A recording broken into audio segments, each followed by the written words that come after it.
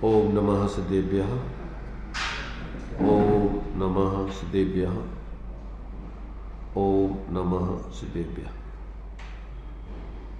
मंगलम भगवान वीरो मंगलम गौतमो मणि मंगलम कुंद कुंदाद्यो जैन धर्मोस्त मंगल सर्वमंगल मांगल्यम सर्वकल्याणकारकं प्रधानं सर्वधर्माणां जैनं जयतु शासनं जैनं जयतु शासनं।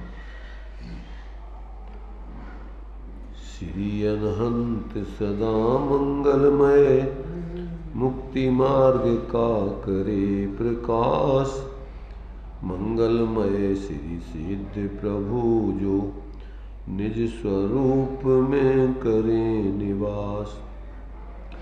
शुद्धात्म के मंगल साधक साधु पुरुष की सदा शरण हो।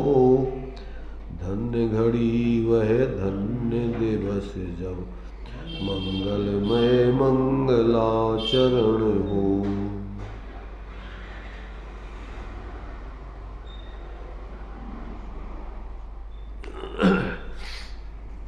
चर्चा अपनी परमानंद स्तोत्र के माध्यम से चल रही है। ये बहुत ही सुंदर आचार्य अकलंक देव का स्वयं उस परमानंद को भोगते हुए उस परमानंद के स्रोत उनकी आत्मा में जो निरंतर बह रहे हैं, जिस परमानंद स्वरूप आत्मा के आश्रय से वो परमानंद के स्रोत पर्याय में प्रकट होते हैं, उस परमानंद स्वरूप आत्मा को आचार्य देव ने यहाँ इस स्तोत्र में लिपिबद्ध करके शब्दों के माध्यम से अन्य सब भव्य जीवों के लिए ये भेंट दी है। जिनको अपना हित करना हो, ऐसे अपने स्वरूप को समझकर और उस स्वरूप का आश्रय करते हुए उस परमानंद के स्रोत अपनी पर्याय में प्रकट करके परम सुख को प्राप्त हो, ऐसा जो है आचार्य देव का भाव है। सभी ज्ञानियों की ऐसी भावना रहती है।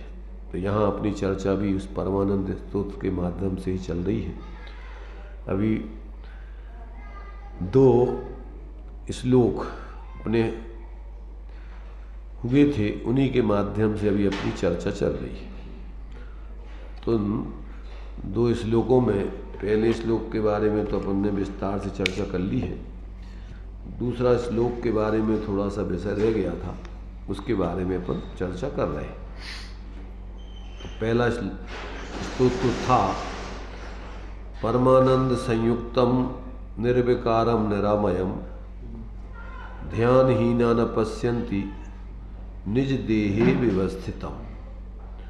अब दूसरा छंद है अनंत सुख संपन्नम ज्ञानामृत पयोधरम अनंत वीर्य संपन्नम दर्शनम परमात्मनः। तो अब इसमें अपने लिए वो परमानंद से संपन्न जो प्रत्येक आत्मा का स्वभाव है, स्वरूप है, अब वो उस स्वरूप को यहाँ पर दर्शा करके जो उसका अनुभव करते हैं, वे ही वास्तव में पर्याय में परमात्मा दशा को प्रकट करके और व्यवहार में वो पूज्य हो जाते हैं, सबके लिए आदर्श बन जाते हैं। तो अब यहाँ उसका थोड़ा विस्तार से जो विचार किया गया है आध्यात्मिक दृष्टि से, उसके संबंध में अपन यहाँ थोड़ा विचार करते हैं। तो यहाँ दिया हुआ है कि आत्मा की वास्तव में जो वास्तविकता है और उसका बड़प्पन या श्रेष्ठता जिसमें है, वो किस में है, उस बात को जो है अपन को समझना चाहिए। आत्मा का वास्तविक बड़प्पन, उसकी श्रेष्ठता, उसकी ऊंचाई, उसकी महत्ता, महानता किस रूप है, वो यहाँ पर अपन को पहले एक पॉइंट के माध्यम से लिख करके इसको समझाया है। तो यहाँ जो दिया है कि अब वो किस प्रकार से आत्मा का बड़प्पन या श्रेष्ठता सिद्ध होती है, तो थोड़ा आध्यात्मिक दृष्टि से उसका खुलासा है। निज देह में व्यवस्थित जो यह परमात्मा स्वरूप है सो किस प्रकार का है, इसका स्पष्टीकरण इस श्लोक में किया है। यह परम आनंद संयुक्त आत्म तत्व अनंत सुख से संपन्न है। प्रभु किसे कहते हैं? जिसके अनंत ज्ञान हो, अनंत दर्शन हो, अनंत शक्ति हो और अनंत आनंद हो। ऐसा जो पवित्र आत्मा है उसे भगवान कहते हैं। तो यह भगवान बना कौन? यही आत्मा जो पहले हम लोगों की भांति संसार में जन्म मरण के चक्र में रहा करता था, और जब कभी अपने स्वरूप के संभाल लेने से इसके सम्यक दर्शन जगा और सम्यक ज्ञान हुआ, फिर सब बाह्य आरंभ परिग्रह को त्याग कर एक अपने आत्मा के ही ध्यान में रत रहा, तो वह पुरुष कर्मों को काट कर केवली भगवान बना। तो जो कुछ भी बनाया जाता है वह वस्तु में पहले से ही रहता है। जैसे मिट्टी से घड़ा, सपूरा आदि कितनी ही चीजें बनी, तो उस मिट्टी में बनने की बात है, शक्ति है, तब तो बने ना।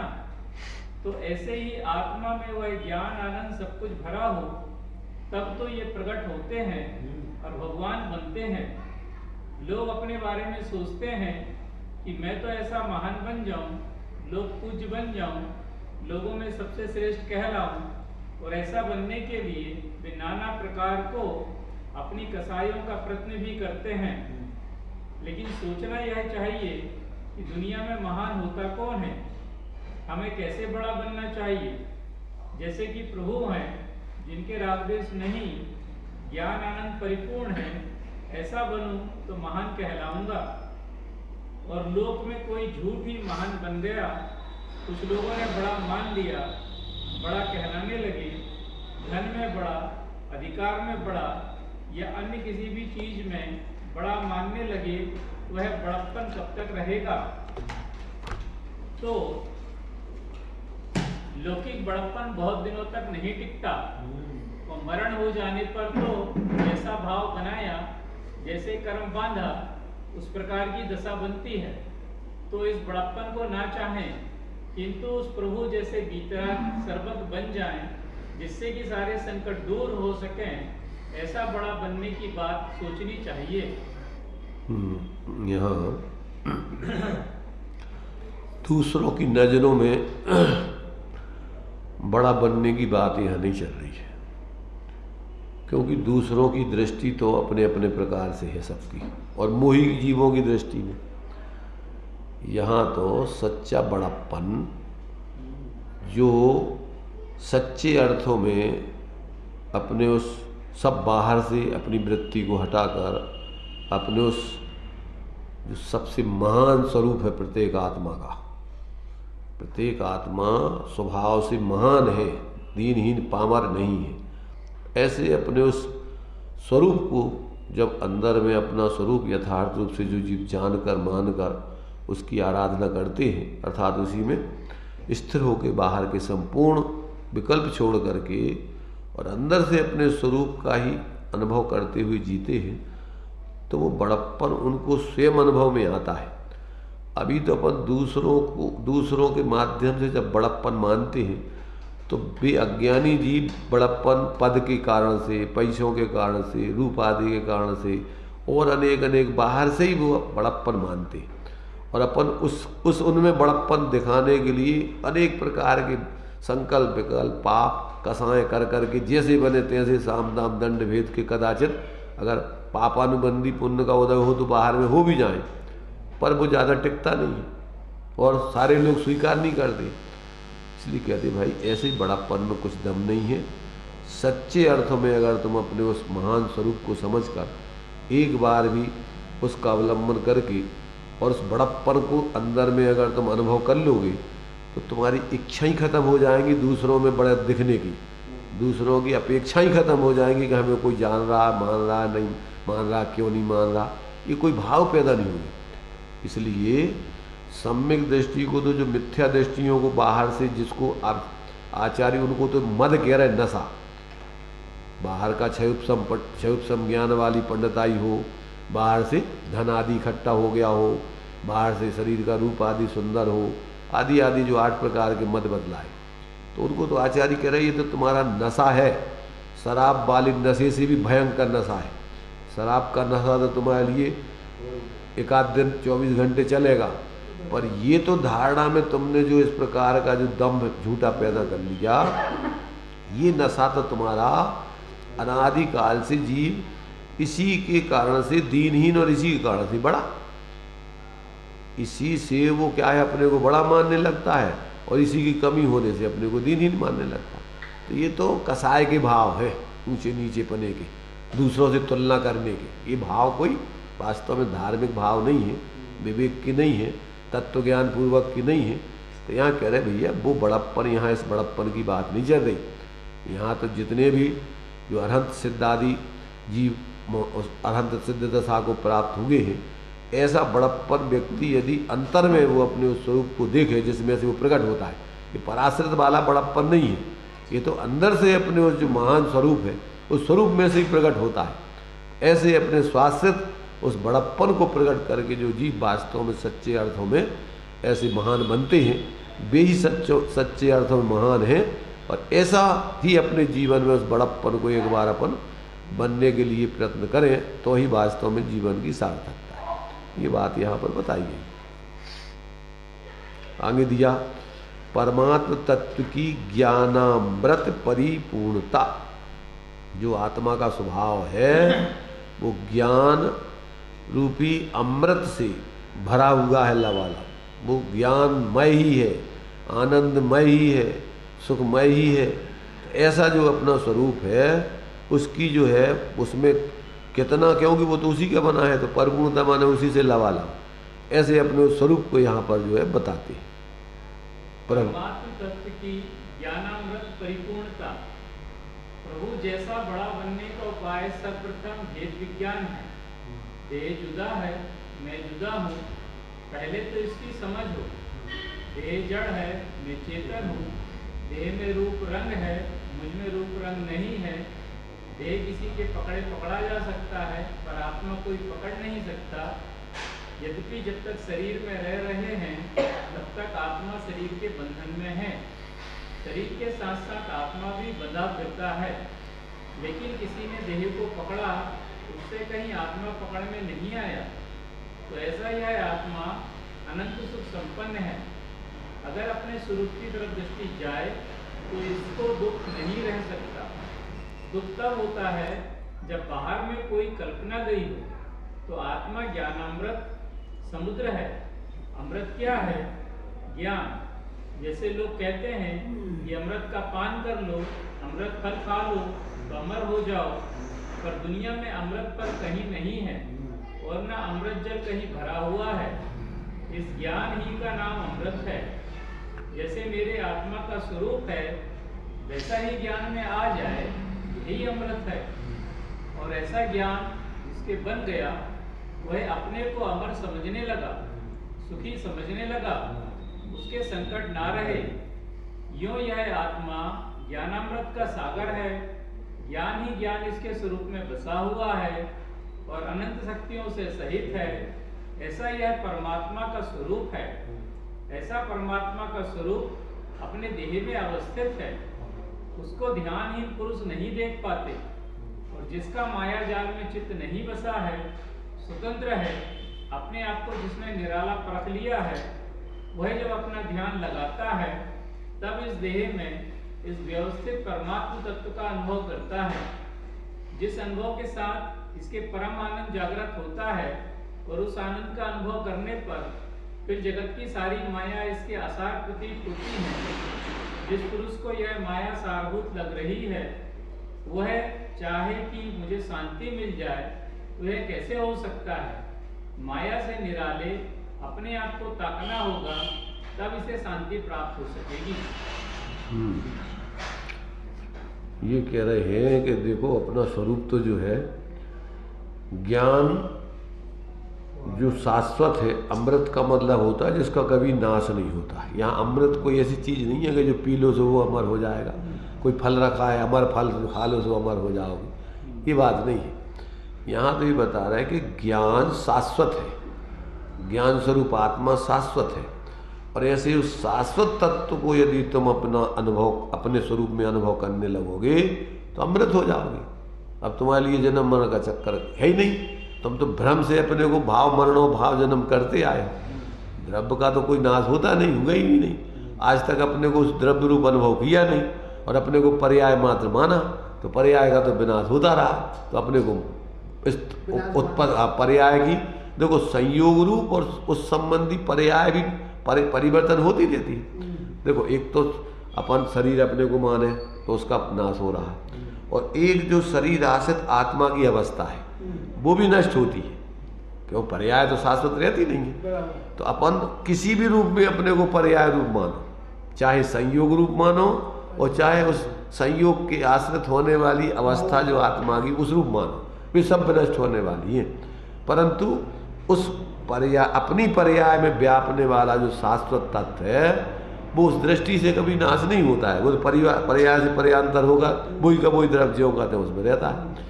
तो जब तक ऐसे उस अपने स्वरूप को अपने ज्ञान में जीव अनुभव नहीं करता है तब तक उसका जन्म मरण का चक्कर छूटते नहीं। वो तो रात दिन बस वो भयभीत रहता है, मन नहीं जाऊँ, मन नहीं जाऊँ, मन नहीं जाऊँ। अब पता ही नहीं है उसको तो यार तुम कौन है। अब यहाँ कह रहे हैं कि ऐसे तुम शरीर को जैसे पकड़ते हो ऐसे आत्मा को नहीं पकड़ा जा सकता है। आत्मा को पकड़ा तो जा सकता है, पकड़ा ही नहीं जा सकता ऐसी बात नहीं है। पर उसके लिए तुम सोचो जैसे हम इनसे चर्म चक्षुओं से पकड़ ले में देख ले में तो वो नहीं दिखेगा, और ऐसे हाथ से पकड़ना चाहो पौध गले तो वो नहीं दिखाई पकड़ में आएगा। उसके लिए पकड़ने के लिए कोई अलग विधि है। अब वो जब तक तुम उस विधि जिस साधन जैसा वो है वैसे ही उसको साधन पकड़ने के लिए चाहिए, तो वो ज्ञान स्वरूप है तो उसके लिए पकड़ने के लिए भी ज्ञान ही उसके पकड़ने का उपाय है। तो जब तक ये जीव अंतर्मुक्त, कौन सा ज्ञान, परलक्षी ज्ञान नहीं, इंद्रिय ज्ञान नहीं, कौन सा ज्ञान, अंतर्मुखी ज्ञान, अतीन्द्रिय ज्ञान, स्वाश्रित ज्ञान, उससे आत्मा पकड़ में आता है। तो जिन जीवों ने इस प्रकार अपने आत्मा के स्वरूप को समझा और समझ करके उसके पकड़ने की विधि को समझा और फिर अपनी उस विधि से उसको पकड़ना चाहा तो उनके अनुभव में आया, पकड़ में आया। और जब वो पकड़ में आ जाता है तो उसमें जो भरा हुआ है इंद्रिय आनंद, शोक, शांति, निराकुलता, वो उसके पर अनुभव में आने लगता है। इसलिए फिर वो अपने आप को अब हम अमर भय न मरेंगे, जिस कारण से क्या है देह धारण करते थे उस कारण को त्याग दिया, तो अब क्यों कर देह धरेंगे। अब हमने जो देह में मूर्छित होकर के मोह कर करके देह पाते थे, अब हमारे लिए ज्ञान शरीर ये अनुभव कर लिया तो हमें ये देह मिलेगी नहीं, अब हम जन्म मरण के चक्कर से छूट जाएंगे। ऐसा यहाँ कह रहे हैं कि भैया ये अमृत तत्व मतलब शाश्वत अपना ज्ञान स्वरूप आत्मा कैसा है, ये अजर अमर है, इसका कोई नाश नहीं होता है। और ऐसे जब अपने ज्ञान में उस रूप आप अनुभव करोगे तो अमृत, आपने अमृत पा लिया। अमृत पाना, अनुभव करना माने क्या, पी लिया माने क्या, माने अपने उस स्वरूप का अपने रूप अनुभव कर लेना बस अपने ज्ञान से। तो इसका नाम है कि आप अमर हो जाओगे। अब आपको भय, सात भयों से रहे, अब आपका जन्म मरण का चक्कर नहीं रहेगा। ऐसा जो है ये अपने लिए देखो, जन्म मरण का चक्कर तो अभी भी नहीं है। भ्रम से, सिर्फ तुम भ्रम से अपने को क्या है जो तुम नहीं हो वो मानते हो और उसका परिवर्तन नाश होता है तो अपना नाश मान लेते हो। तो सिर्फ भ्रांति है, कौन सा भ्रम रोग है तुम्हें। तो वो भ्रम रोग तोड़ने के लिए अपन को आचार्य ये उपाय बता रहे हैं। ये अपन को अगर समझ में आ जाएगा तो तुम्हारा ये भ्रांति खत्म और जीवन में तुम्हारी फिर बाहर की लालसाएं पैदा नहीं होगी। क्यों कि वो अपने आप में ऐसा पूर्ण है, संतुष्ट है, तृप्त रहता है कि उसमें इच्छाएं पैदा ही नहीं होती। तो इस प्रकार से ये बात इसमें जो है उस परमात्मा तत्व की ज्ञानामृत परिपूर्णता, ज्ञान रूपी ज्ञान से बना हुआ है, इसलिए वो अमृत तत्व है। ऐसे उसके अनुभव करोगे तो मानोगे तुमने अब अमृत पद को पा लिया, अनुभव कर लिया। बाह्य पदार्थों से छुटकारा पाने पर ही शांति लाभ। तो शांति लाभ के लिए आवश्यक है कि हम बाहरी पदार्थों से दृष्टि हटा दें, परम आनंद से संपन्न अनंत सुख से भरे हुए ज्ञानामृत का समुद्र रूप अपने आप के स्वरूप को ज्ञान में किया जाए। यह मैं हूँ, ज्ञान रूप हूँ, जानता हूँ, यही मेरा करना है, जान रहा हूँ, यही मेरा भोगना है, जानना ही मेरा स्वरूप है, इतना ही मेरा व्यवसाय है, इसके आगे मेरा अन्य कुछ भी कार्य नहीं है। इस तरह ज्ञान मात्र अपने आप को कोई भीतर रखेगा तो उसे शांति प्राप्त होगी, संसार के संकटों से सदा के लिए छुटकारा मिलेगा। अब इसको क्या है, करना और भोगना क्या है? यहाँ कह रहे कि ऐसा अपने जीव का अनुभव करना क्या है? मैं हूँ, ज्ञान रूप हूँ, जानता हूँ, यही मेरा करना है। ऐसा अपने को जानना वही अपना करना है, और जान रहा हूँ यही मेरा भोगना है। निरंतर अपने को जानन स्वरूप अनुभव करो, जानन स्वरूप ही परिणमित हो, उसका नाम करना भोगना है। जानन स्वरूप परिणमित होते रहना वही अपना आत्मा का करना है। क्या कर रहे हैं आप? ज्ञान कर रहे हैं, निरंतर जानने का काम कर रहे हैं। और क्या भोग रहे हैं? कि आप ज्ञान ही को भोग रहे हैं। निरंतर जानने का काम है, उसी का भोग है। और क्या है?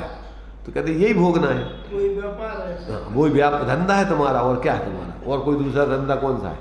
अभी तक तो देखो अज्ञान दशा में अपन बोलते हैं, दिन रात शुभ भावों से मेरा व्यापार चला करता, मानस वाणी और काया से आश्रव का द्वार खुला रहता।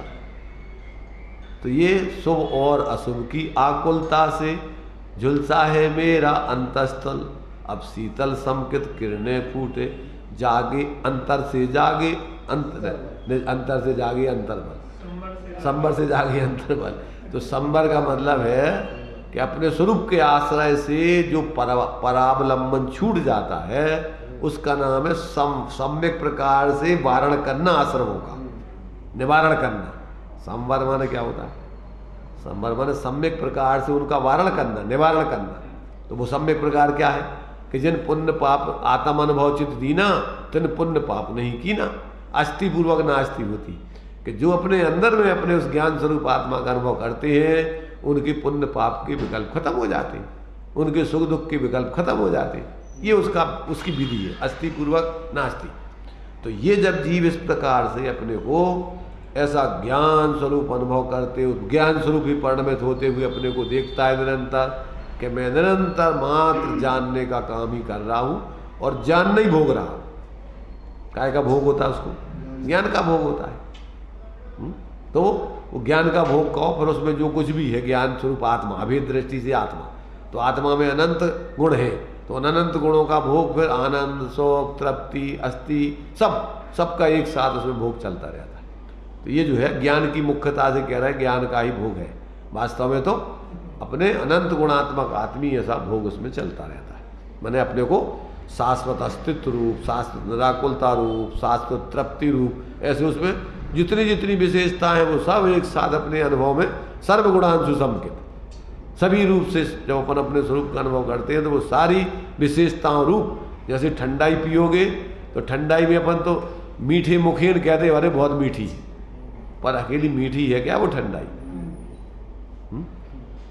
तो वो विशेष माने उसका साधारण गुण से अपन उसका कथन करते हैं, पर परमार्थ से तो उसमें जितनी चीज़ें मिली हुई हैं उन सारी चीज़ों का जो है अपन भोग कर रहे हैं, और उन सारी चीज़ों का जो अपन को लाभ मिलने चाहिए, उसका जो फल आने चाहिए, वो भी उसमें आ रहा है। जैसे शरीर के लिए अपन को जितने तत्व चाहिए हैं, तो उन सारे तत्वों का सम्मिश्रण उस ठंडाई में मिला हुआ है, और वो लेने से तुम्हारे शरीर का संपूर्ण पोषण उसमें होना है।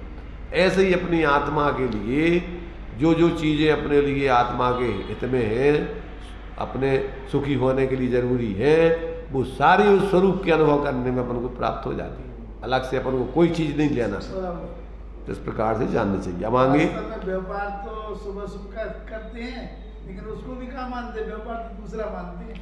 अरे तो यही तो बहुत मोटी भूल है। अपन हम सोने का व्यापार कर रहे, कपड़ों का व्यापार कर रहे, और तुम्हारे से किराने का व्यापार कर रहा है या इसका जमीन जायदाद का व्यापार कर रहा है, ये तो आप नहीं, ये तो तुम्हारा महामिथ्यात है। पर पदार्थों का जमीन है तो जमीन तो तुम जैसे होते ले कल्पनाएं कर रहे हैं अकेले कि हमने खरीद ली, हमने बेच दी।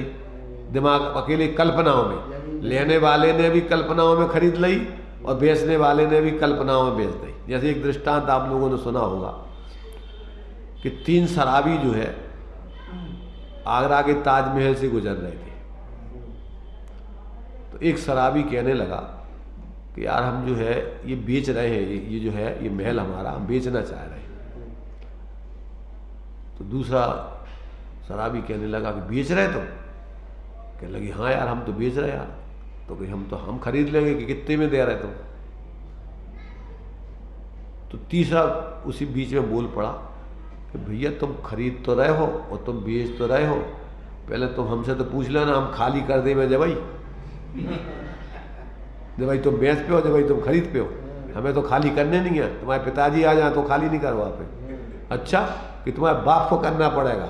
और उधर उठा के वो एक दूसरे में लठियाँ उठा के पत्थरा उठा के सिर्फ फुट्टा फुट्टी कर दी और पुलिस आई जो पकड़ ले गई। जब उनको नशा उतरो उनसे पूछी कि भैया तुम लोगों में जो है काय से झगड़ा हो? कह लगे काय कछु मत पूछो था।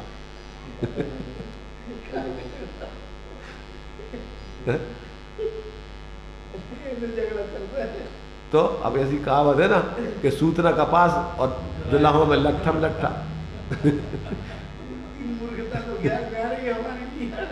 ऐसे ही अपन अभी कच्चू अपनो है नहीं आए थे और आपस में जो मकान हमाओ, जो दुकान हमारी हो, जो फलानी चीज़ हो, जो हम दे रहे हो वे कह नहीं है, हम खाली नहीं कर रहे हो, फलाना नहीं कर रहे, और दाऊदारा हो बुलाओ बे खाली करवाएंगे।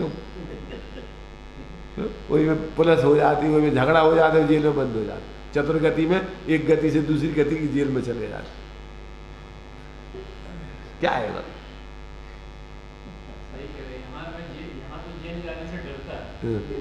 भाई अपन पढ़ते हैं, देखो अपन बोलते तो हैं तन काराग्रह, ये सब जितने भी मोह के रखवारे हैं सब परिवार कुटुंब के लोग तुम्हें रखाव देते हैं, कहीं भागने जाए घर छोड़ के दीक्षा ने लेने में पकड़े संभाले नहीं तुम्हें खिलाने। तो मतलब क्या है कि ये पागलपन की वृत्ति है जीव की, आज की नहीं है ये तो इसकी जब तक इसका जैसे नशे में अपन बोला मोह नींद से, अब नींद में ही तो अपन चल रहे 24 घंटे, जब तक अपन को ज्ञान जागृत नहीं होता तब तक नशे में ही सारे काम कर रहा है। बिल्कुल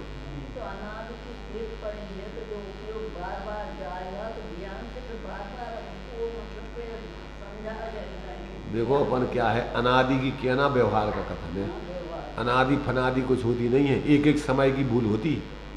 जैसे अपन ये लाइट जल रही है तो लाइट घंटों से नहीं जल रही, प्रति समय नया नया करंट आता है, एक समय अगर करंट आना बंद हो जाए तो लाइट बंद। ऐसे ही अपने अंदर प्रति समय परमेकत्व मत की बुद्धि चलती है, और जिस क्षण छोड़ दो क्षण भर निज रस को पीछे तन मिथ्या मल को धो देता है और कासायक भाव विनष्ट करे निजानंद अमृत की जाए। पकड़ में नहीं आते होते तो उपदेश काय को देते आचार्य भगवान, काय को उपदेश देते? आते हैं असंगियों को नहीं आते। किसको आते हैं? संगियों को आते हैं। और संगियों में भी जो तीव्र कसाई होते हैं, जिनकी तीव्र कसाएं हैं, मिथ्यात्व का तीव्र है, उनको समझ में नहीं आते। किनको समझ में आते? क्षयोपशम के बाद विशुद्धि लब्धि है और विशुद्धि के बाद देशना है। जब तुम्हारी कसाएं मंद हो, मिथ्यात्व तुम्हारा कम हो, तब तो ये बातें थोड़ी बहुत समझ में आ सकती हैं, अन्यथा समझ में नहीं आ सकती। ज्ञान में छोड़ने का ज्ञान में छोड़ने के भाव करना, उसको बार-बार मतलब इधर लाना, जो अरे भाई छोड़ने के भाव समझ नहीं है, वो छोड़ना और का सब छोड़ने का भाव, ये सब तुम्हारे ज्ञान स्वरूप आत्मा में आते नहीं, आए नहीं, आने की व्यवस्था नहीं। ऐसा ज्ञान में समझ में आ जाना, छोड़ना माने क्या है? ज्ञान में ही त्याग होता है। अपन ने पढ़ा होगा ग्रंथों में, क्या पढ़ा है? ज्ञान में प्रत्यख्यान है, ज्ञान में ही आलोचना है, ज्ञान में ही प्रतिक्रमण है, सब ज्ञान में होते हैं। कल आया था ना ज्ञान के, पूरा खेल सब ज्ञान के लिए। तो सारे ज्ञान ही में तो करना है तुम्हें। ज्ञान ही में भ्रम है तो ज्ञान ही में भ्रम तोड़ना है, और ज्ञान में भ्रम टूट गया तो बाहर की चीजें तो बाहर ही पड़ी हैं, तुम्हें कहाँ पकड़े फिर रहे तुमको? भ्रम छोड़ना, यही पुरुषार्थ। और कौन सा पुरुषार्थ करने? भ्रम रोग हर जिनके वचन मुख चंद्र थे, वही भ्रम रोग को तो दूर करवे के ये सब वचन पढ़ रहे अपन वो क्या है। तो अब ये अपन क्या है सुन तो लेते हैं पर सुन बेरा हो जाते हैं अपन, फिर ऐसा लगता है ये तो ठीक है अपन ने सुन ली, इसका नाम सुनना है ही नहीं। जब अंदर से तुम अपने स्वरूप को ग्रहण करके भ्रांति दूर हो जाए, मिथ्यात्व का नाश, तब सुनना कहलाता है। ये सुनना नहीं कहलाता कि तुमने अकेली बस जानकारी कर ली जो वो सुन ला और बस अपने काम भी कर रहे जो कहते पागलपन की। इसलिए बहुत भ्रम है लोगों को, क्षय संज्ञान वाले शुष्क ज्ञानी बन जाते हैं, और या फिर भैया छोड़ने तो पढ़े छोड़ो सब घर परिवार छोड़ के चलो जंगल, साधु बन गए अनंतवार। तो का भाव अंदर में स्वरूप ग्रहण नहीं करो तो अनंतवार साधु बन गए, मंद कसा है ज्यादा नौ में गिरविक तक चले गए, मिलो का तुम्हें। तो या तो छोड़ गए तो बाहर को छोड़ वो चले, छोड़ वो समझाते हैं, और या फिर क्या कराते हैं या जानकारी में समझ लेते कि हाँ समझ ला हमने सब। दो ही प्रकार की भ्रांतियां खड़ी होती, या तो ज्ञान में भैया ज्ञान ही में छोड़ा जा तो ज्ञान में हमने समझ ही लो, अब क्या छोड़ने और काम भी करेगा पागलपन की, स्वरूप ग्रहण करो ही नहीं है उन्हें। तो ये बहुत बड़ी भ्रांतियां होती हैं, या तो क्षय ज्ञान की जानकारी को जो ज्ञान समझ लिया, और या फिर बाहर की चीजों को छोड़ना धर्म समझ लिया कि भैया ये सब चीजें छोड़ने हैं अपन ने ग्रहण कर रखी हैं जो ही मिथ्यात है। अरे अंदर में तुमने अपने स्वरूप को ग्रहण नहीं किया है, और ये ग्रहण पर्याय में अपने ज्ञान में और अभेद होकर के उसमें लीन होकर आराधना नहीं की है, तो ये भ्रांति है। अब ये भ्रांति जब तक नहीं टूटे तो या तो बाहर में बड़ा त्यागी बन जाएगा, जो छोड़ दूँ वो छोड़ दूँ, जो नहीं खाऊँ वो नहीं खाऊँ, इनमें लगा रहेगा, और या फिर क्या करेगा या क्षय ज्ञान की पंडिताई में आ जाएगा। अरे छोड़ो मोड़ो कभी जाते नहीं है, वो तो ज्ञान में समझो जा, और ज्ञान में समझ आ गई। बहुत बड़ी भ्रांति है, इसलिए श्रीमद जी को लिखना पड़ा, कोई क्रिया जड़ थई रहा और शुष्क ज्ञान में कोई, और माने मार्ग मोक्ष को और करुणा उपजे मुझे। देख देख के हमें ऐसे पागलों को करुणा उत्पन्न हो रही कि जी देखो कहाँ भ्रम में पड़ गए। बहुत सावधानी की जरूरत है। निश्चयाभासी व्यवहाराभासी क्या है ये? निश्चयाभास ज्ञान में समझ लिया कि हम तो ज्ञान स्वरूप ही है, बस हो गए। अंदर में ज्ञान स्वरूप आत्मा का अवलंबन करके पर्याय में गुण स्थान प्रमाण लीनता तो करी नहीं, और क्या मान लिया कि हम तो है भगवान ही है बस।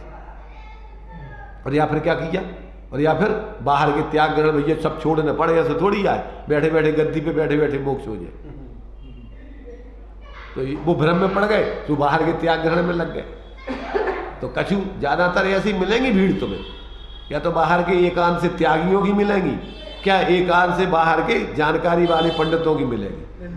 संतुलित जीवन जीने वाले यथायोग स्वरूप को ग्रहण करके और बराबर सम्यक प्रकार से निश्चय व्यवहार का सुमेल बना करके स्वरूप की आराधना करने वाले कोई बिरले मिलेंगे दुनिया में तुम्हें। इसलिए यहाँ उस संतुलन की बात चल रही है, यहाँ कोई किसी प्रकार के भ्रम की बात नहीं चल रही है। तो यहाँ जो है अब जो दूसरे श्लोक में बता करके ये कि भैया ये जीव का इस प्रकार से जब तक स्वरूप ये ग्रहण नहीं करता है तब तक वो भ्रम रहता है। अब तीसरे छंद में बतला रहे आचार्य देव कि आत्मा का स्वरूप कैसा है कि निर्विकारम निराबाधम सर्वसंग विवर्जितम परमानंद संपन्नम शुद्ध चैतन्य लक्षणम। आत्मा को किस लक्षण से पहचाने और उसका किस प्रकार का स्वरूप है। तो अब उसमें जो है इसमें तुम्हारे लिए देखिए वो टीका पहले, इसके पहले जो है थोड़ा सा, हाँ वो टीका का पहले तो पद्यानुवाद है, उस टीका का पद्यानुवाद पढ़ने के बाद और फिर इसके बाद उसका जो है टीका अर्थ दिया हुआ है थोड़ा सा, और टीका अर्थ के बाद फिर इसके बाद में अपन ने जो अध्यात्म का जो विशेष विस्तार है फिर उसके माध्यम से अपन विशेष चर्चा इस पर करते हैं। तो इसमें देखिए सबसे पहला जो है इसका जो है जो अपन को अन्वयार्थ वगैरह दिया हुआ है इस छंद का, उसके लिए देखिए इसमें इसका सबसे पहले अभी जो संस्कृत में पढ़ा हमने कौन सा, निर्विकारम निराबाधम सर्वसंग विवर्जितम परमानंद संपन्नम शुद्ध चैतन्य लक्षणम, उसका हिंदी पद्यानुवाद है। निर्विकार बाधा से हीन बाह्यभ्यंतर संग विहीन परमानंद संयुक्त महान शुद्ध चेतना लक्षण बान। क्या कह रहे, यहाँ कह रहे हैं कि विकार से रहे, निर्विकारम मतलब विकार से रहे। विकार से रहे तो मतलब कौन सी विकार से रहे? शरीर के विकार से कि आत्मा के विकार से? और आत्मा के विकार से रहित है तो जो आत्मा को विकार किसका है? देखो आत्मा में दो पक्ष है, एक है द्रव्य स्वभाव का पक्ष, एक है पर्याय स्वभाव का पक्ष। अभी यहाँ आज तक अपन ने द्रव्य स्वभाव को नहीं समझा, और या एकांत से द्रव्य स्वभाव अपना स्वरूप पूर्ण मान करके पर्याय स्वभाव को नहीं माना, तो क्या बन गया? निश्चयाभासी बन गया। और या फिर अकेले पर्याय स्वभाव को ही अपना स्वरूप मान करके और उसी में लगा रहा, तो व्यवहाराभासी बन गया। अब दोनों का स्वरूप समझ की और यथायोग उसका संतुलन और निमित्त नैमित्तिक संबंध से बाहर का भी अपन को राग द्वेष छोड़ने के लिए बाहर का जो अपन को संयोग आदि है उनका भी त्याग है क्रम से। ध्यान रखना, तीन चीजों को अपन को क्रम से समझना है। एक तो द्रव्य पर्याय के स्वरूप को समझना है, दूसरा अपन को फिर उसमें पर्याय में द्रव्य को ग्रहण करने की विधि को सीखना है, और फिर गुणस्थान प्रमाण बाहर जो संकल्प विकल्प के निमित्त बाह्य में अपन को संयोग मिलते हैं उन संयोगों को भी यथासंभव त्याग करके और तत्संबंधी विकल्पों को छोड़ना है। निमित्त नैमित्तिक संबंध का ही विवेक होना चाहिए। अब ये विवेक नहीं है तो बहुत भ्रम है इसमें। चार चीजें कौन कौन सी? पहला हो गया कि जीव के द्रव्य स्वभाव को समझना और पर्याय स्वभाव को समझना। ठीक है। पर्याय स्वभाव से जो है वो द्रव्य स्वभाव को पर्याय स्वभाव में ज्ञान में अपने द्रव्य स्वभाव को ग्रहण करके अवलंबन करके और उसकी गुणस्थान प्रमाण आराधना करना। क्यों? कि वो आराधना क्रम से, और साथ में फिर बाहर में भी निमित्त नैमित्तिक संबंध से अपन को जो संकल्प विकल्प के परिग्रह आदि है 10 प्रकार का परिग्रह, उसको भी यथायोग निर्वृत्ति करके और फिर अपनी स्वरूप की विशेष साधना बढ़ाना। पर्याय स्वभाव पर्याय में कुछ अंतर है क्या? पर्याय स्वभाव पर्याय में कोई अंतर होता है? पर्याय स्वभाव त्रिकाल है और पर्याय क्षणिक होती। पर्याय स्वभाव अवलंबन लेगा, पर्याय स्वभाव के ही कारण से वो पर्याय होती है, तो उस पर्याय में अपने लिए स्वरूप का अवलंबन लेना है। पर्याय स्वभाव नहीं, पर्याय स्वभाव तो त्रैकालिक है वो द्रव्य का, जैसे उत्पाद वे ध्रुव युक्तम सत सद्रव्य लक्षणम, तो ये तीन शक्तियां हैं उत्पाद वे ध्रुवत्व नाम की, ये त्रैकालिक है। और उनका कार्य, उत्पाद नाम की शक्ति का कार्य प्रति समय नई नई पर्याय उत्पन्न करते रहना है। व्यय नाम की शक्ति का कार्य पूर्व पर्याय का निरंतर व्यय करते रहना है। ध्रुव नाम की शक्ति का कार्य द्रव्य को एक रूप बनाए रखना है। तो अब अपने ज्ञान में ये सब समझ करके जो क्षणिक अपनी ज्ञान की पर्याय उत्पन्न होती है, उस पर्याय में अपना जो पर्याय पने का धर्म है और द्रव्य पने का धर्म है, तो ऐसे उसको समझ करके और उसमें अनुभव रूप से रहने वाला जो द्रव्य पने का धर्म है, उस अपने धर्म को ही अपनी उसी पर्याय में और क्या करना, उस रूप अपने को अनुभव करना है। पर्याय स्वभाव द्रव्य कहलाएगी कि पर्याय कहलाएगी? पर्याय स्वभाव द्रव्य है, कोई त्रैकालिक है, और द्रव्य स्वभाव भी द्रव्य है, पर भी दो पक्ष है उसके धर्म है। अब यहाँ पक्षाधिक्रांत होना है अपन, तो चूंकि एक ही पर्याय में वो चूंकि द्रव्य स्वभाव पर्याय स्वभाव और पर्याय ये तीन चीजें परिणमित हो रही, समझ रहे ना? तो वो जो अपने लिए जो पर्याय स्वभाव है, उस पर्याय स्वभाव का जो कार्य हो रहा है, उस कार्य को गौण करके और उसमें जो व्यापने वाला अपना सहज सामान्य द्रव्य स्वरूप है, समझ रहे ना? तो उस अपने द्रव्य स्वरूप को ग्रहण करके और अभेद दृष्टि से निर्विकल्प हो करके और अपने स्वरूप का अनुभव करना। द्रव्य और द्रव्य स्वभाव में भी कुछ अंतर आएगा? है द्रव्य और द्रव्य स्वभाव में भी कुछ अंतर आएगा? भाई द्रव्य तो संपूर्ण वस्तुओं का समूह है, उत्पाद व्यय ध्रुव ये सब मिलाकर के पूरा द्रव्य है। और द्रव्य स्वभाव अपना एक रूप पने वाला भाव, नित्य वाला स्वभाव, ध्रुव स्वभाव है, सामान्य स्वभाव है। सामान्य कहो, देखो द्रव्य स्वभाव को दूसरे के कारण से नाम अलग लगाते हैं। पर्याय की अपेक्षा उसको नित्य स्वभाव ध्रुव स्वभाव कहेंगे, भेदों की अपेक्षा उसको अभेद स्वभाव कहेंगे, और अनित्य की अपेक्षा नित्य हो गया, उसको सामान्य की अपेक्षा विशेष की अपेक्षा उसको सामान्य कहेंगे। अनेक की अपेक्षा एक कहेंगे, तो अब वो उसी द्रव्य स्वभाव के पक्ष है ये। अनेक नाम है। द्रव्य स्वभाव को द्रव्य में लेंगे और द्रव्य को द्रव्य स्वभाव द्रव्य है, और द्रव्य नित्य अनित्य कहो, द्रव्य पर्यायात्मक कहो, द्रव्य स्वभाव पर्याय स्वभावात्मक कहो। शुद्ध पर्याय कि द्रव्य स्वभाव जो है वो द्रव्य आएगा। हाँ, एक देखो एक ही ध्रुव नहीं आएगा, वो अनित्यता की अपेक्षा ध्रुव कहो, विशेषों की अपेक्षा सामान्य कहो, अनेक की अपेक्षा एक कहो, ये सब उसके भेद नाम अलग अलग हो जाएगा। उत्पाद ध्रुव में लेते वो ध्रुव में आएगा। हाँ? जहाँ पर उत्पाद ध्रुव की चर्चा करते वो ध्रुव पक्ष में वो ध्रुव पक्ष मतलब क्या हो गया, वो ध्रुव पक्ष में ये सारी चीजें गर्भित हो गई। वो तो आएंगी, लेकिन अपन जब उत्पाद ध्रुव की तरफ से कहेंगे तो ध्रुव। हाँ, तो वो पर्याय पक्ष को गोड़ करके नित्य पक्ष को मुख्य कर रहे हो। अब जो द्रव्य आया तो वो द्रव्य उत्पाद ध्रुव तीनों का समूह कहलाएगा। क्या नहीं, ध्रुव अकेला, वो तो ध्रुव ही आएगा अकेला। द्रव्य स्वभाव ध्रुव में कहा आपने, हाँ। और द्रव्य जो लिया तो वो द्रव्य उत्पाद में अकेला आएगा, तो उत्पाद में ध्रुव तीनों। अरे भाई पगलिया क्यों रहे हो, ज्यादा पंडिताई मत बताओ भाई, सब पूरा समग्र द्रव्य है, और फिर ये भेद प्रभेद जितने भी हैं वो सब एक प्रकार से व्यवहार में आते। कौन से? जो प्रवचन सार जी में 101 गाथा दी है, ध्रुव भी, उत्पाद भी, व्यय भी, ये तीन पर्याय हैं। तीन अंश है, माने पर्याय उस रूप में अंश है। अंश है। तो जब जितने भी भेद प्रभेद करते जाओ वे सब व्यवहार के खाते में चले जाएंगे, और जब समग्र रूप से लोगे तो वो सामान्य से द्रव्य कहलाएगा।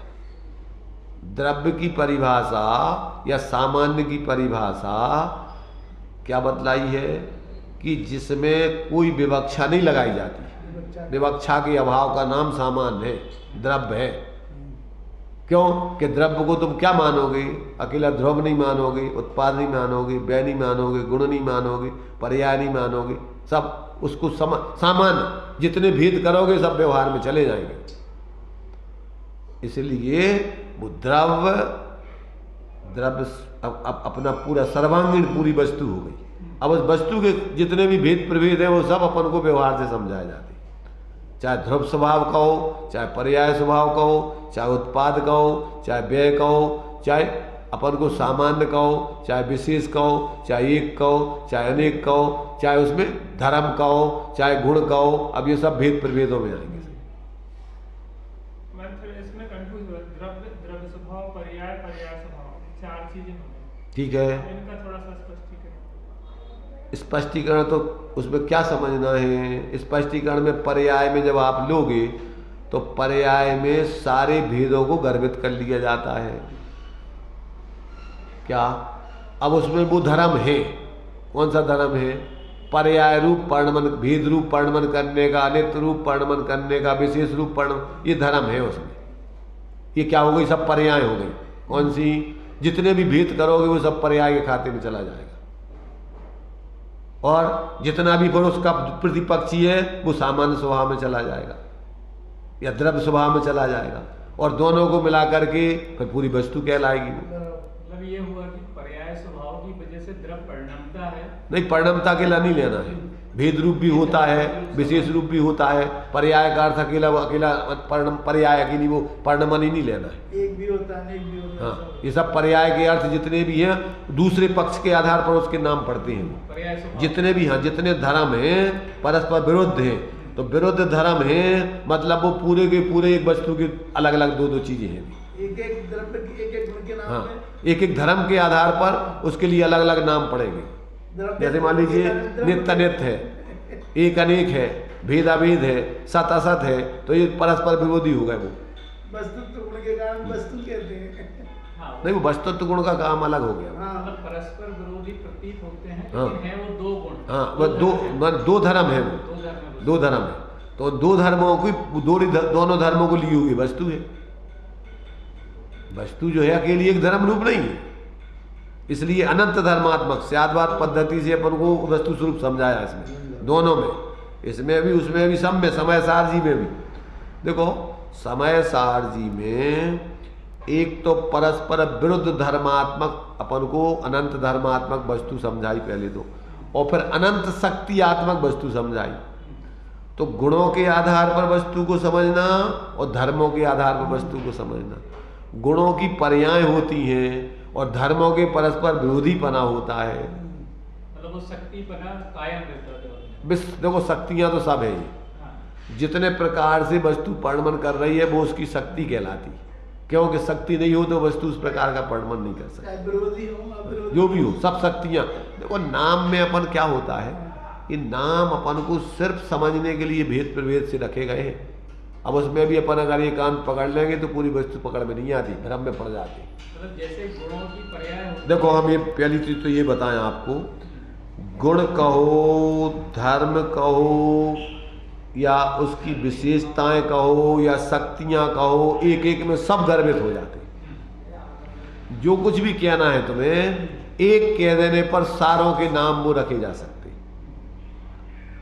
शक्ति कहना है तो सब प्रकार की शक्ति में गर्भित हो जाएंगे। गुण कहना है तो सभी प्रकार की उसकी विशेषताएं हो जाएंगी धर्म में। धर्म कहना है तो उसका स्वभाव हो जाएगा उस प्रकार का, वो भी धर्म माने स्वभाव, वस्तु स्वभाव, उसको धर्म कहते हैं। तो पर्याय वो भी धर्म है, धर्म स्वभाव वो भी धर्म है, शक्ति वो भी धर्म है उसमें रहने का। तो वो एक एक के नाम से सबको कह सकते हो आप। वो तो अपन ने औपचारिकता में, व्यवहारिकता में अलग अलग समझने के लिए नाम रख दिए, पर एक के माध्यम से भी आप पूरों को नामोनिशन कर सकते हैं।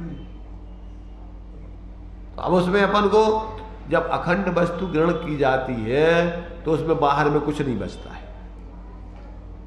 पूरी वस्तु पर्याय ग्रहण करने वाली है और अपने उसी द्रव्य को ग्रहण करने वाली है, उसमें पूरी वस्तु आ गई, कुछ बचते ही नहीं माँ की बाहर, भया भी नहीं कुछ बाहर। अपन बाहर विकार को निकाल दो तो अब अनंत भगवान को क्या विकल्प है, सिद्ध भगवान को क्या विकल्प है, वो किसे ग्रहण कर रहा है, किसे छोड़ रहे।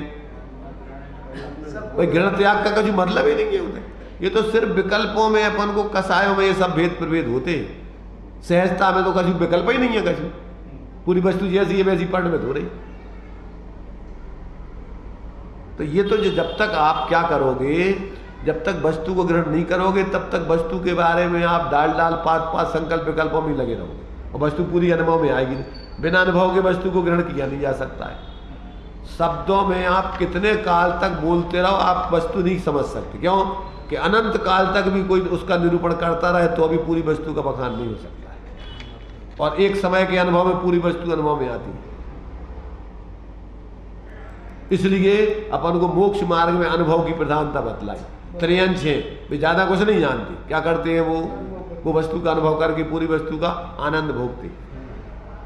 और 11 अंगनों पूर्व तक के समझदार लोग मूर्ख बने होकर के चतुर्गति के पात्र बने रहते। तो ज्यादा पंडिताई का काम नहीं है। यहाँ तो बुद्धिमानी अपने आत्म कल्याण संबंधी जितनी जरूरत है समझने के लिए स्वरूप ग्रहण उतनी जरूरत है। आज या तो क्षय ज्ञान की मारामारी वाले मिलेंगे लोग, पूरे शुष्क ज्ञान में चर्चा करते रहो रूखी बस, और या फिर बाहर के सिर्फ माने त्यागी मिलेंगे तुम्हें, बाहर के ग्रहण त्याग में वो बस सुखा रहे अपने शरीर को और कसाय कर करके परेशान हो रहे और अपने को मान रहा है कि हम बहुत बड़े धर्म हैं। मोक्ष मार्ग ज्यादा क्षयोपशम का नहीं है और मोक्ष मार्ग बाहर के मात त्याग ग्रहण का नहीं है। मोक्ष मार्ग तो अंदर में अपने स्वरूप को ग्रहण करके मोहरहित होकर जीने का मार्ग है, प्रैक्टिकली जीवन जीने का मार्ग है। और ये जब तक समझ में नहीं आए तब तक आप बाहर में कितना भी उठापटक करो बाहर के त्याग की, और चाहे बाहर के क्षयोपशम ज्ञान की मारामारी करते हो, इससे कुछ नहीं मिलना, शांति की गंध मिलने वाली नहीं है। और अंदर में स्वरूप ग्रहण करो और बिल्कुल शांति से, आपको ज्यादा कोई आकुलता का काम नहीं है।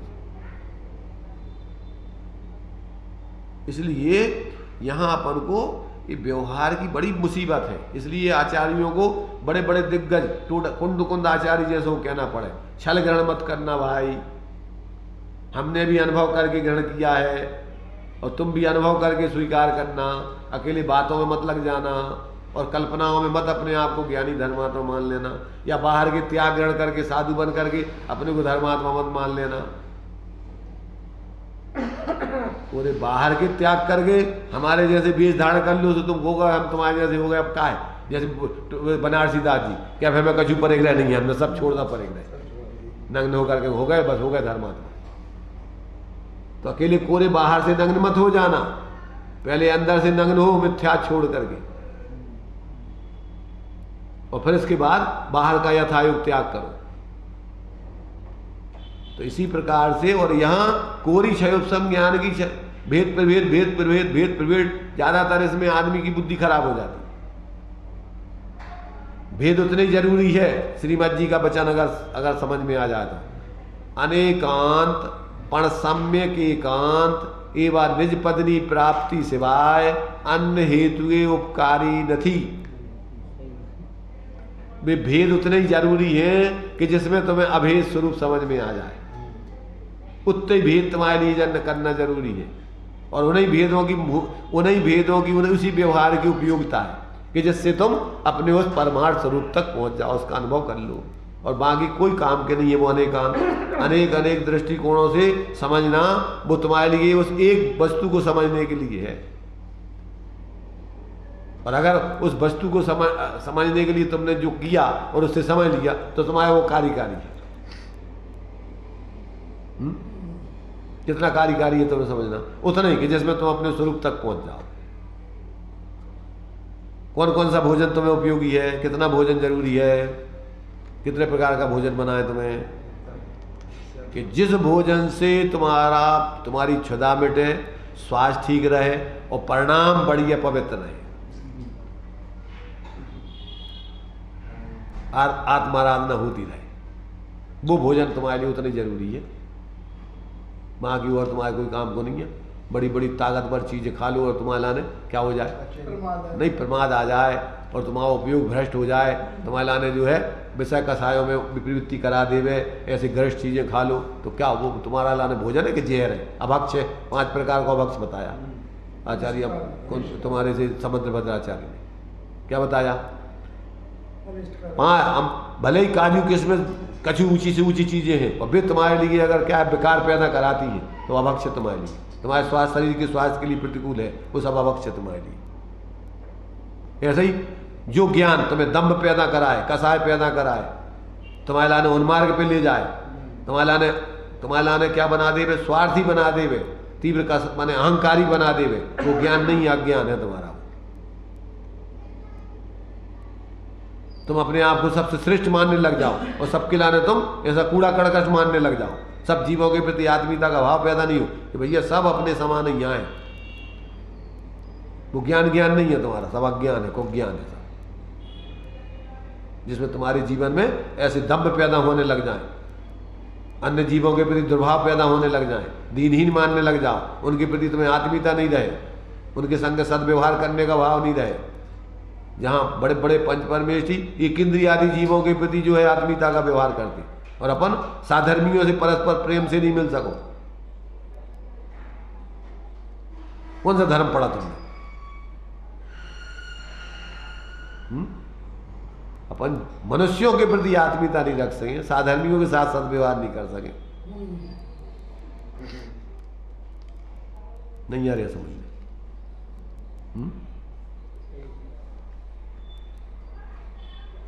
तो यहाँ पर अपन को ये बात बताई जा रही है कि भैया अपना स्वरूप कैसा है समझ लेना। निर्विकारी समझ लिया सो निर्विकारी सर्वथा समझ लिया और पर्याय को विवेक ही नहीं रखो तो गए काम से।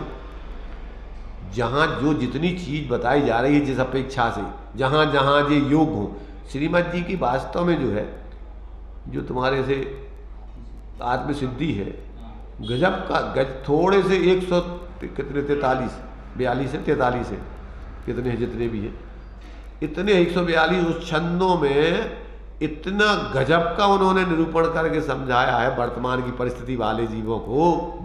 42 छंद तो भी तुम्हारे सब मूर्ताओं को तोड़ने के पहले भूमिका के, और 100 छंद आत्मा है, नित्य है, कर्मों का कर्ता है, भोक्ता है, मोक्ष है, मोक्ष का उपाय है। 6 पदों का खुलासा किया 100 छंदों में।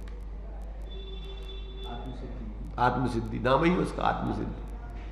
आत्मसिद्धि के लिए कौन कौन सी मूर्ताएं तोड़ना पहले वो भूमिका बनाई पहले, किन किन मूढ़ों के लिए समझ में नहीं आएगा वो भूमिका बनाई पहले, फिर इसके बाद स्वरूप तुम्हारा ये है, इतना सहज है, सरल है, उसमें कोई है ही नहीं। सब में वही है, सब पूरा का पूरा सभी ज्ञानियों का एक ही मत रहता है। तो अब जो है तो अपन को यहाँ एक एक छंद जो है अपन को वास्तव में क्या है, वैसे तो अपनी सारी भ्रांति को तोड़ के जीवन में सच्चे अर्थों में स्वरूप को ग्रहण करा के शांति पैदा कराने के लिए दी। इसमें और कोई दूसरा प्रयोजन नहीं आचार्य। तुम्हारी जैसे भ्रांति दूर हो जाए और जैसे स्वरूप को ग्रहण करके तुम्हारे जीवन में शांति प्रकट हो जाए। स्वरूप को ग्रहण किए बिना शांति नहीं आएगी, ध्यान पक्का रख लेना। तो ये तीसरा छंद जो है अपने लिए अब बहुत ही सुंदर तरीके से कि अपना स्वरूप कैसा है अब वो समझना। सारी विवक्षा, ये सारी विवक्षाएं अपन को जो है इसमें जब, क्योंकि जितने कथन होते हैं द्रव्य संग्रह जी अपन ने जब पढ़ा था तो उसमें उन्होंने 5 तरीके से शास्त्रों को समझने की विधि बतलाई थी। ध्यान में है किसी की? बज्जू भाई सो रहे के जग रहे तो कसी में होगा 5 उन्होंने द्रव्य संग्रह हमारे संग पढ़ी थी कि नहीं? 5 प्रकार। सबसे पहले दूसरी गाथा में उसके पहले ही बताया था कि स्वाध्याय 5 प्रकार से करना चाहिए। कौन कौन से 5 प्रकार बताए थे? नहीं है हो अपन, बाकी तो एक एक पाई पाई को हिसाब है अपने पास। पर ये जो अपन को मूल प्रयोजन की मुद्दे की चीजें हैं ये अपन को ध्यान में नहीं रहती। पहले तो शब्दों का सही अर्थ समझो, फिर उनकी विवक्षाओं को समझो, कौन सा शब्द किस विवक्षा से लिखा गया है। अगर विवक्षा नहीं लगाओगे तो कुछ भी तुम्हारे पल्ले नहीं पड़ेगा, भ्रम में जाओगे। जितने आभासी बनते हैं वो विवक्षाओं को नहीं समझने से बनते हैं। इसलिए नयार्थ, उसका दृष्टिकोण शब्द का, आप किस दृष्टिकोण से बात चल रही है, फिर ये किस मत के संबंध में चल रही है। नहीं, पहले मतार्थ, शब्दार्थ, नयार्थ, मतार्थ, ये किस मत से संबंधित है। ऐसे कौन कौन से लोग मान्यताएं लोक में है जिसके लिए बताया जा रहा है, खंडन के लिए बताया जा रहा है कि मंडन के लिए। फिर इसके बाद आगम में आपके लिए क्या वस्तु व्यवस्था समझाई है, और फिर इन सब में से अपन को अपना आत्मित का प्रयोजन अब किसे मुख्य करके कैसे साधना, अंत में भावार्थ। ये पूरी पद्धति जब तक अपन को समझ में नहीं आएगी तब तक आप कितना भी पढ़ते रहो कुछ भी पल्ले पड़ने वाला नहीं। तो अब ये अपन को इनमें एकांत से तुम पढ़ लो। निर्विकारम निरा अपन ने पढ़ लिया, क्या पढ़ लिया कि निर्विकारम निरावाधम सर्वसंग विवर्जितम परमानंद संपन्नम शुद्ध चैतन्य लक्षणम। अब ये पढ़ लिया।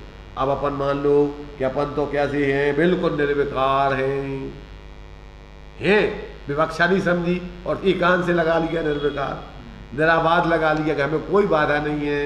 अब बाधा नहीं है तो काय को उपदेश सुनने हैं? अगर तुम्हें सब प्रकार से कोई बाधा है ही नहीं है तो अब का उपदेश तुम्हें देवे। सर्वसंग विवर्जित हो, अंतर बहिरंग के परिग्रह से रहते ही हो, तो अब काम खत्म है, कृतकृत हो तुम तो।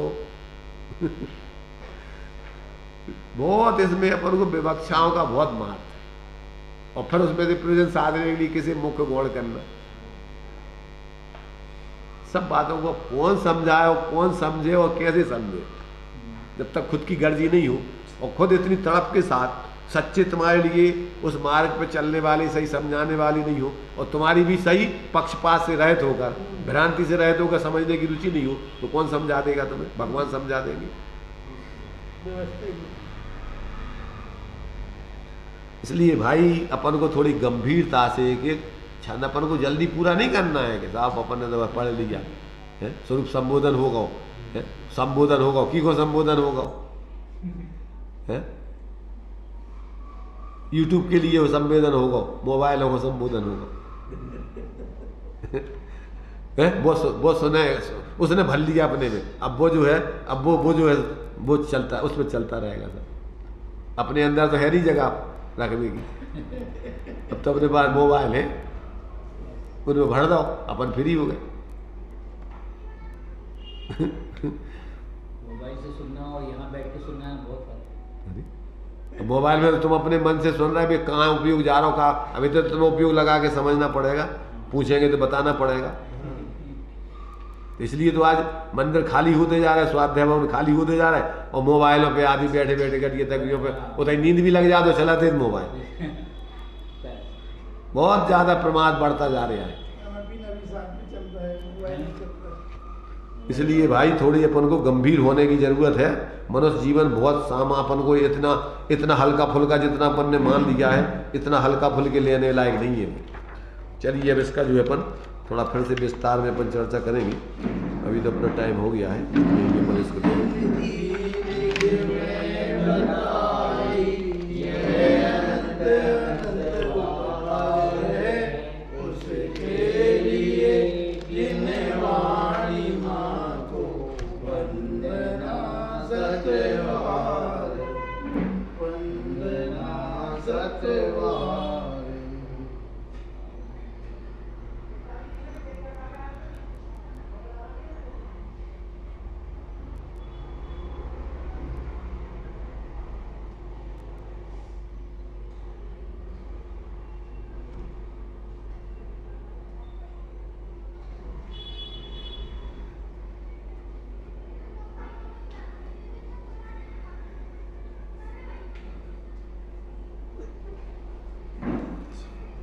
रोज मानी मातेश्वर की जय हो। न्यूनतम